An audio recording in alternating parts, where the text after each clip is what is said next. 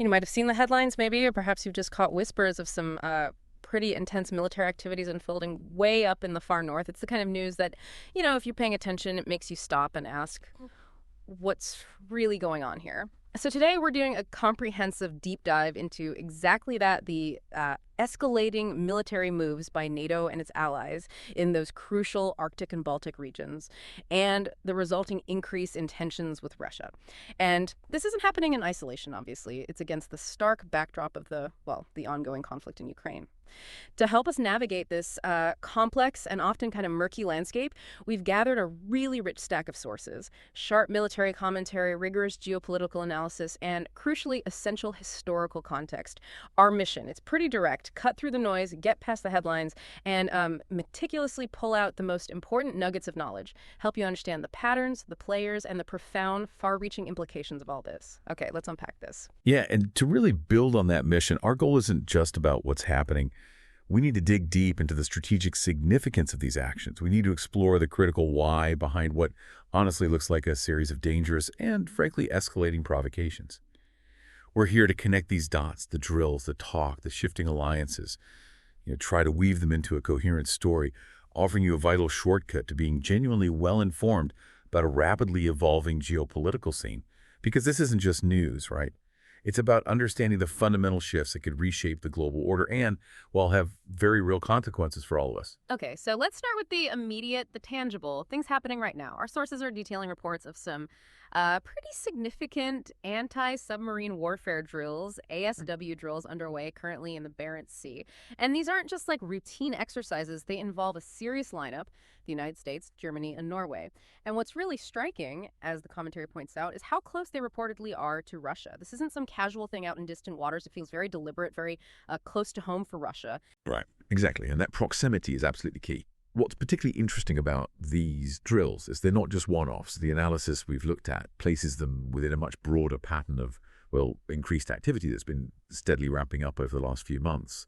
And this activity is consistently happening near Russia's most strategically vital areas up north. We're talking the Kola Peninsula, the Murmansk area, the Northern Fleet bases. Just to give a little context, the Kola Peninsula is critical.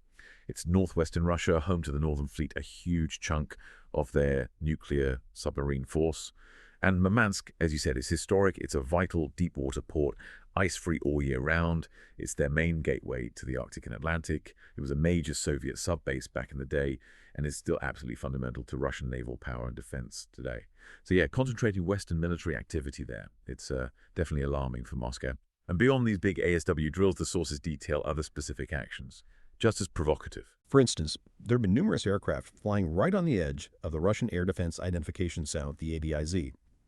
Now, for anyone not familiar, an ADIZ isn't sovereign airspace, but it's an area where nations ask foreign planes to ID themselves for security. Flying right along the edge like this, constantly. It's a continuous kind of probing, testing response times, showing presence, but without technically breaking the rules. It's a calculative, psychological, and tactical pressure point. Then we've seen U.S. and Norwegian naval ships carrying Tomahawk missiles moving towards Novaya Zemlya in the Arctic. Tomahawks, long-range cruise missiles for land attack or anti-ship roles. Seeing them up near Novaya Zemlya, that big Russian archipelago, old nuclear test site, still a key military post, while that's described as very unusual. It's not where you normally see those ships deployed.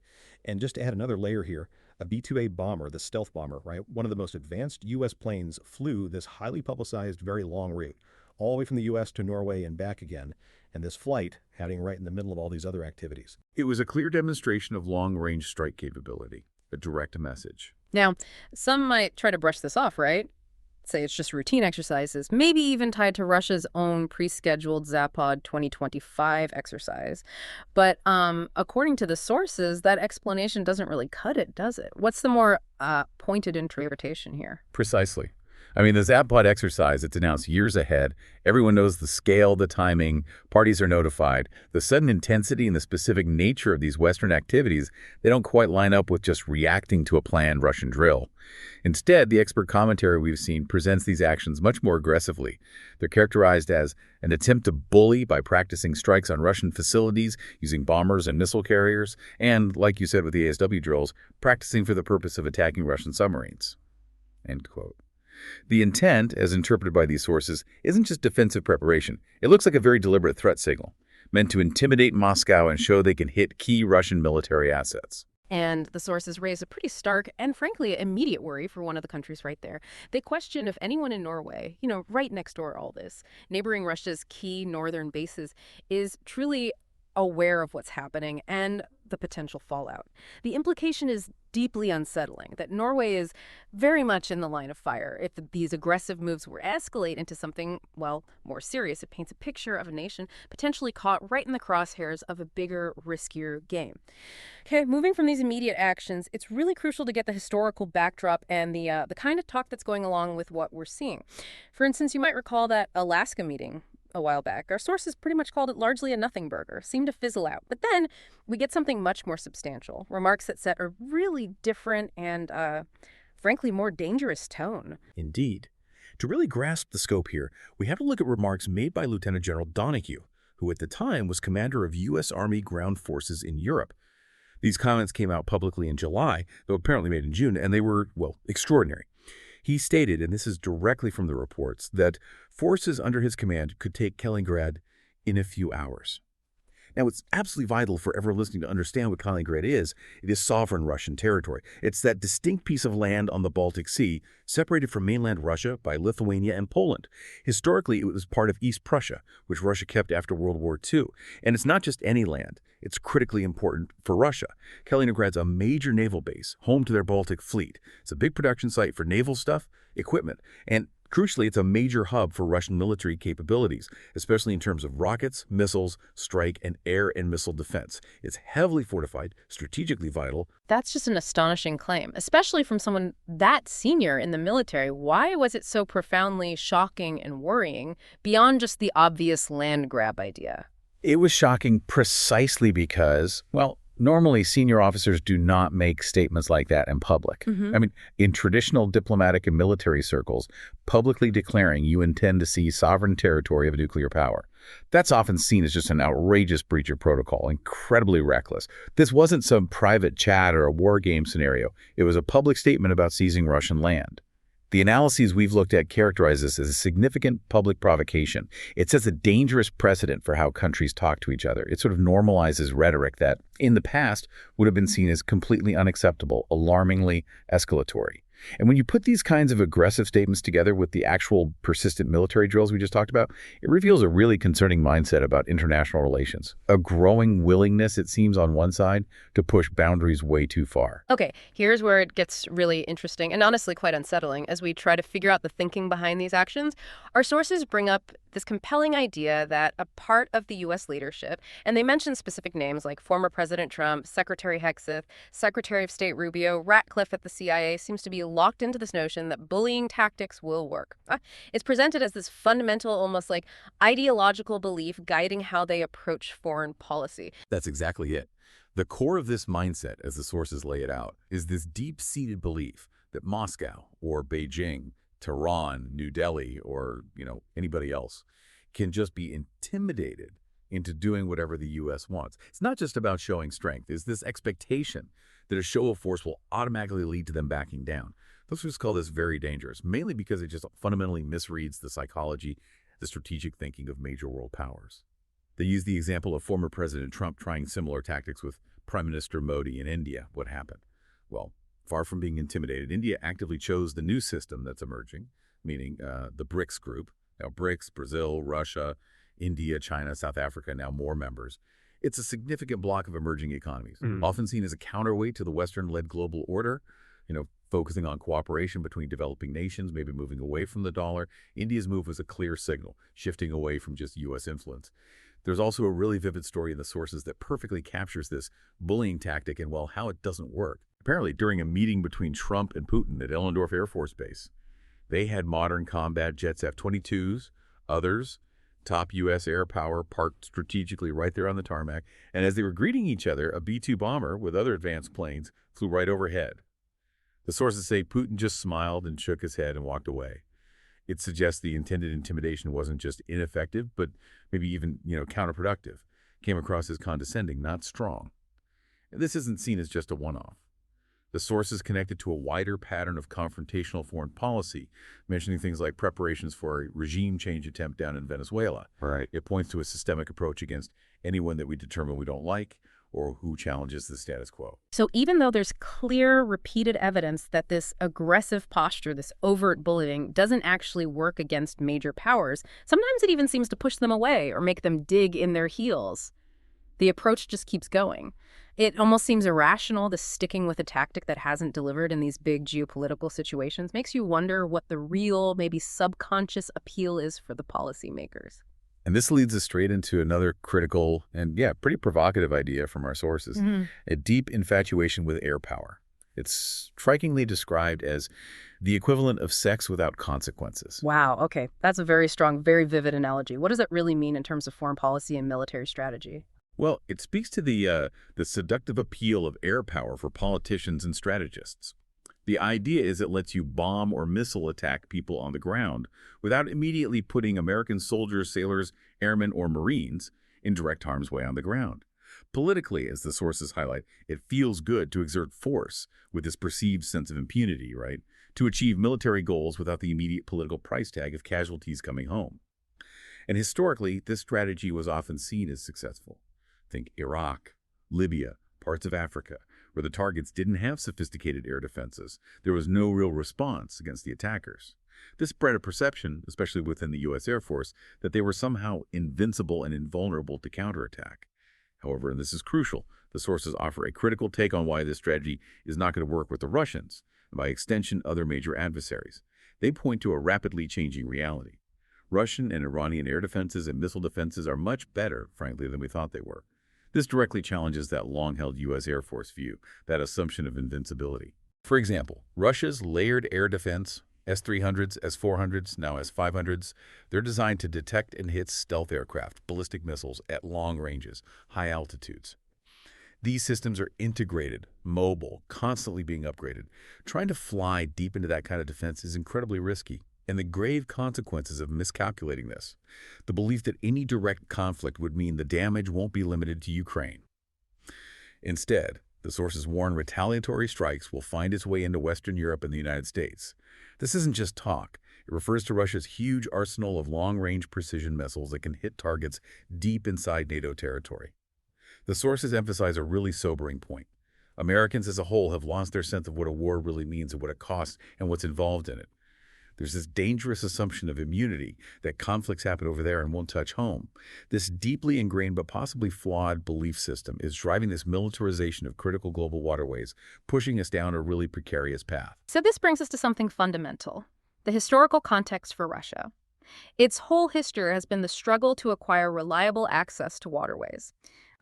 This isn't just about trade, though that's part of it.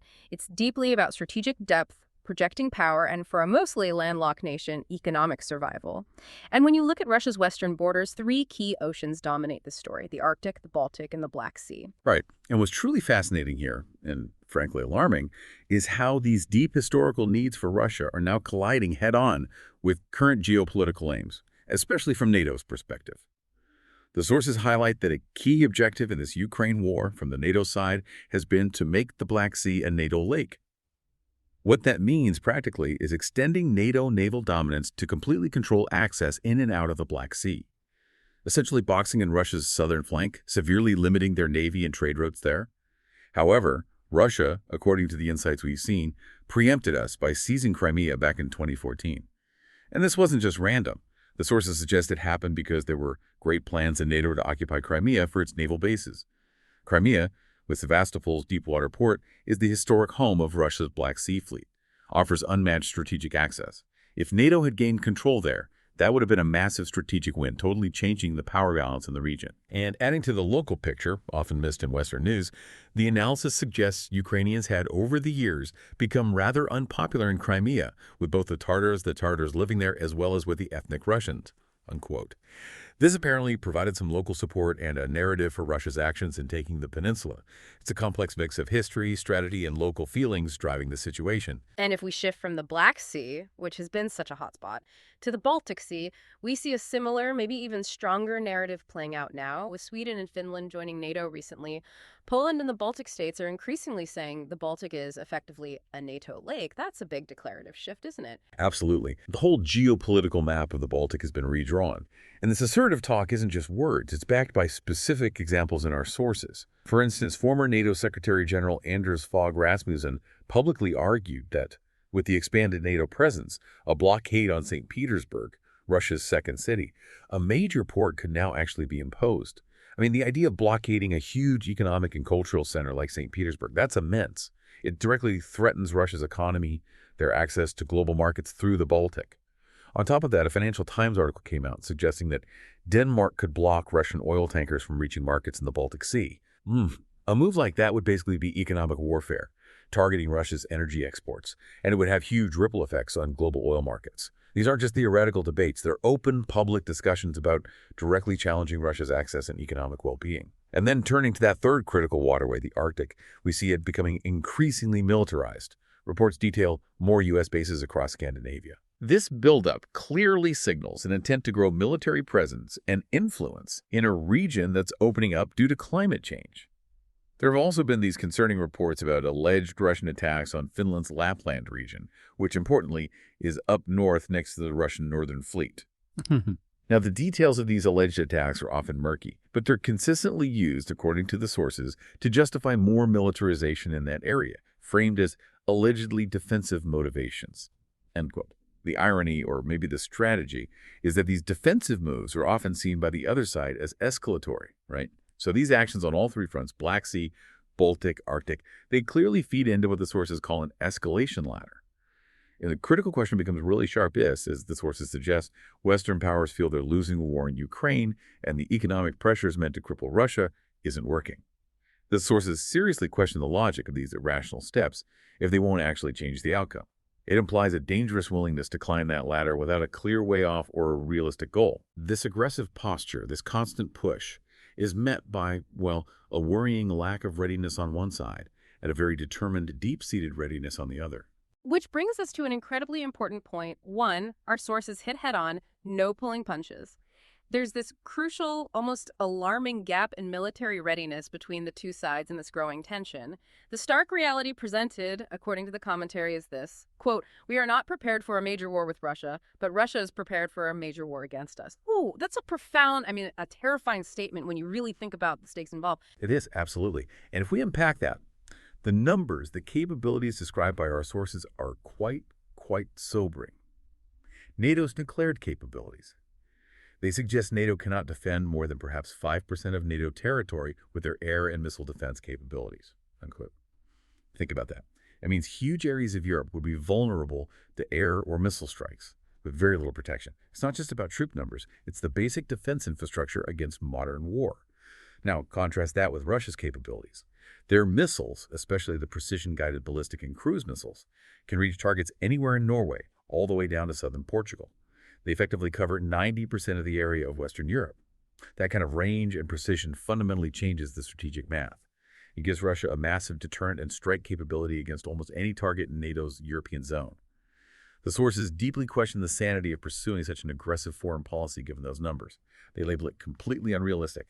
It's seen as a clear sign that people in Washington have lost sight of that, or maybe have just completely lost our minds. This critique is pinned on what's called a childish mentality in Washington, that somehow or another it's their way or the highway.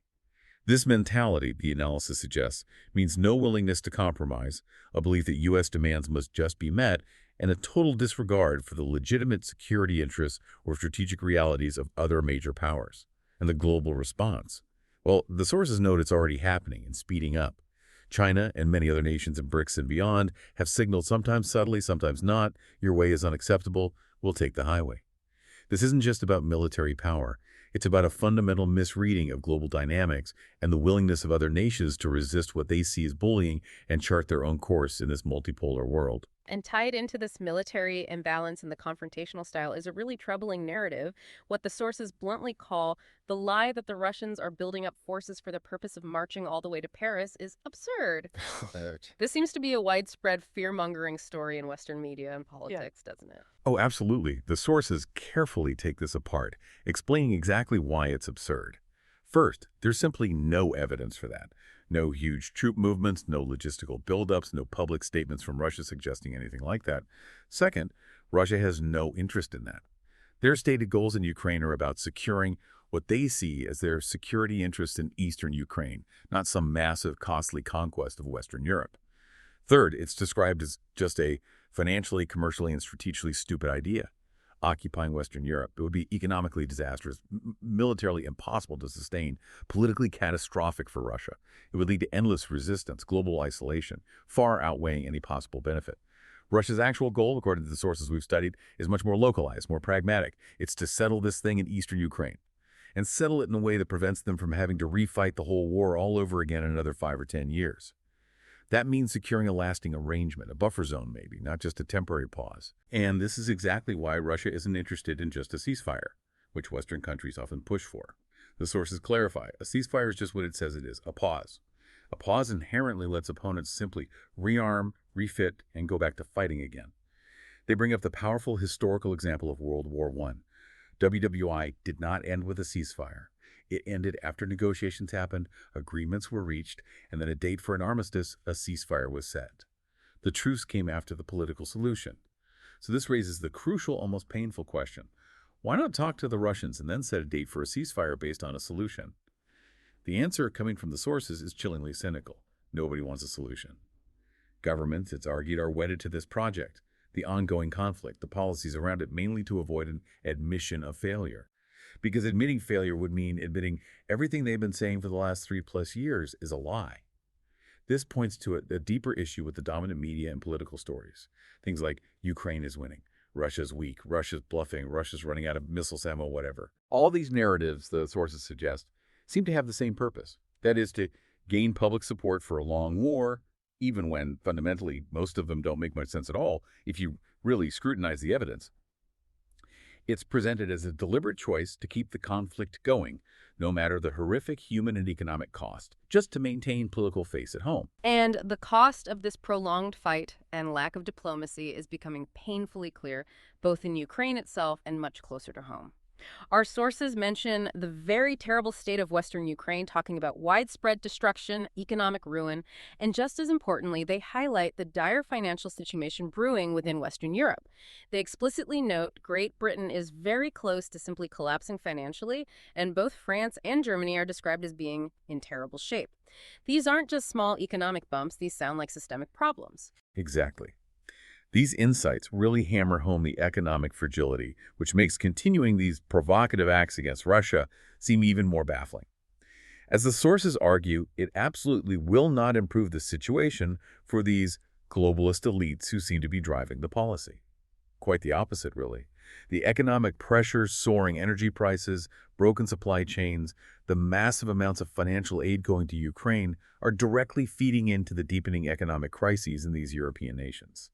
There are huge costs associated with this confrontational approach, especially when you think about the BRICS group we mentioned. This alliance, now expanded, represents more than 40% of the world's population. Its resources, mineral resources, oil, gas, everything. It's a massive, powerful economic force. The sources are incredibly critical of the current Western choice, saying we're deliberately making enemies of people with whom you'd be better off trading, people who have things you need. Hey, instead they state, we've chosen the opposite. It's a deliberate choice, and it's stupid, and it's dangerous. The warning from the analysis is clear. It's stark. The Russians have reached the end of patience, or close to it. This mix of military imbalance, stubborn refusal to talk, and worsening economic pain points to a past just loaded with risk, characterized by a dangerous, unsustainable self-delusion in Western policy circles. You know, when we look back at NATO's history, especially when not all members agreed on something, we often heard about forming coalitions of the willing. We saw that in the Balkans, for instance. But this history raises an important, maybe unsettling question now. Are these coalitions really about collective defense, like the official story goes? Or, as our sources imply, are they actually hell-bent to attack others? It certainly feels more like the latter when you look at the current aggressive talk and military moves. And if we connect this to the bigger picture, the sources point out what they bluntly call the immoral hypocrisy of some political figures. They mention, for example, figures like Merz calling Putin a war criminal, while the same sources argue that you can make a much better case for American presidents involved in war crimes over the last 25 years in countries like Iraq or Libya or Syria or elsewhere, unquote. Now, this isn't about taking sides, but highlighting the inconsistency in how international law seems to be applied. The commentary notes that accusations against U.S. presidents often involve things like starting wars on false grounds, using excessive force against civilians, authorizing torture, things that, according to rights groups and legal scholars, could be seen as war crimes under international law. This difference really highlights a pervasive white hats narrative in the U.S., this deep need to believe that whatever we do is good, and whatever anybody who opposes us does is bad. It's a simplistic, almost black and white view of a very complex world, and it makes any kind of critical self look incredibly difficult. This is an interesting anecdote from the 80s and the sources about the Germans. Having wrestled with their past, they apparently dropped racial supremacy in favor of moral supremacy, kind of imitating the Scandinavians, claiming we're morally superior. The sources suggest that the current actions and talk from some Western nations flatly contradict this self-proclaimed moral high ground. It reveals a hypocrisy that potentially undermines their international credibility and their ability to genuinely mediate or lead. This self-righteousness, this refusal to see potential flaws, makes honest diplomacy or finding real solutions really, really hard. And speaking of a profound lack of self-assessment, it's just staggering to think about the journey we've been on in the last few years. I distinctly remember back in March 2022, right when the full-scale invasion of Ukraine started, we were just flooded with predictions that Russia only had a few days left of missiles and artillery, and its economy. It would collapse before the weekend was over. Yet here we are, 3.5 years later, and the conversation is totally different. We're now openly talking about supplying advanced, long-range strike weapons into Russia itself. The narrative hasn't just shifted, it's completely flipped, showing a massive misjudgment of Russia's capabilities and resilience. Right.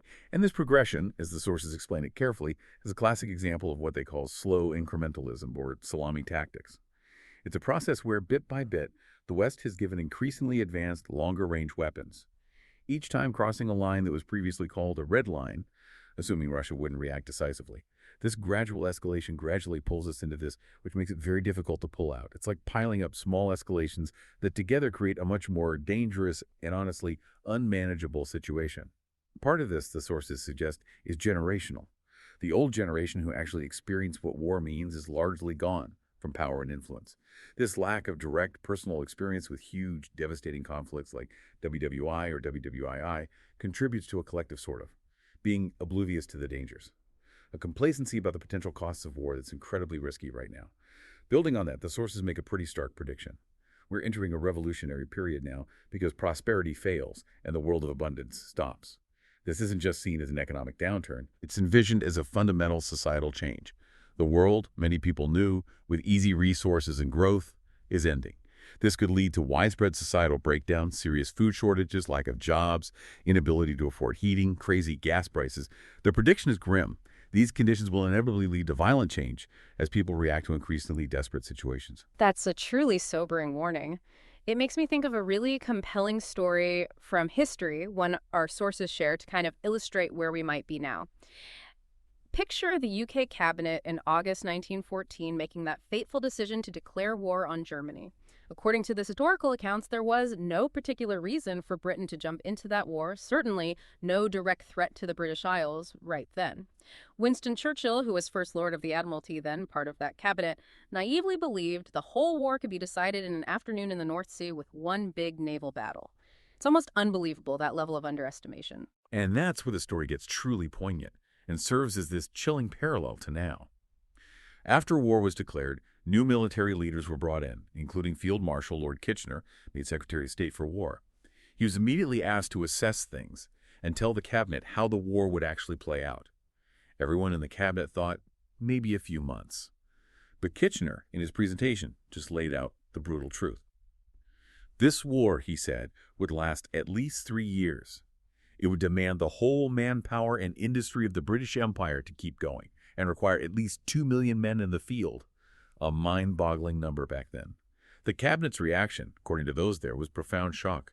They looked at each other stunned, some supposedly whispering, if we had known this, we wouldn't have declared war. But tragically, it was too late. The decision was made. This story, the sources stress, serves as a direct, ominous parallel to right now. We're equally oblivious to the dangers. We don't understand the consequences. We're not ready. The collective ignorance, or maybe willful blindness, about the true costs and scale of modern war is, according to this analysis, putting us on a collision course. The sources issue a stark, unambiguous warning. The Russians are that close to taking dramatic action against the Europeans. This isn't just about sanctions or tough talk anymore. Furthermore, they explicitly state that any coalition of the willing, or any so-called peacekeepers, who cross the border into western Ukraine will be annihilated. That's presented as a clear, hard line, and the consequences of crossing it are painted as dire, swift. The ultimate paradox, the sources conclude, is this. I can't think of a period in our history when we were least threatened by great powers than we are right now, meaning China, Russia, Iran, India, who in this view mostly want stability and trade, yet we are dangerous because we have this childish, bullying tactical thinking. It's a profound disconnect between the actual threats and our current, aggressive, potentially self-destructive stance. Wow. What a truly sobering and absolutely essential deep dive into the information we've looked at today. We've carefully uncovered this clear, escalating pattern of dangerous military activity up in the Arctic and Baltic. Driven, as our sources describe it, by flawed assumptions, this pervasive bullying mentality in Western leadership. We've explored how a misplaced infatuation with air power could lead to terrible miscalculations, and the critical need to understand real military capabilities versus just perceived ones. The deep historical context of Russia's fight for waterway access, colliding with NATO's expanding ambitions, really shows the huge geopolitical stakes in these regions. And maybe most importantly, we've had to face the sobering reality of a major gap in military readiness, a persistent refusal of diplomacy, and the troubling spread of narratives that, as our sources clearly suggest, just aren't true. It feels like an urgent call for a fundamental rethink of current strategies, a demand for a return to realism. I really encourage you, our listener, to consider the information shared today, maybe dig deeper into these perspectives, and reflect on the real-world implications. Because these aren't just headlines. They're potentially shaping our collective future, the very world we live in. And this raises an incredibly important question, doesn't it? One that powerfully echoes that chilling historical parallel with the British cabinet in 1914. In our current, fast-moving geopolitical climate, are we, collectively, making critical decisions based on comforting fictions, based on assumptions of invulnerability, only to potentially realize the true, devastating cost and consequences when it's already far too late to turn back? It's a question that demands continued critical thinking, deep exploration, and frankly, a profound sense of responsibility from all of us as these complex issues keep unfolding.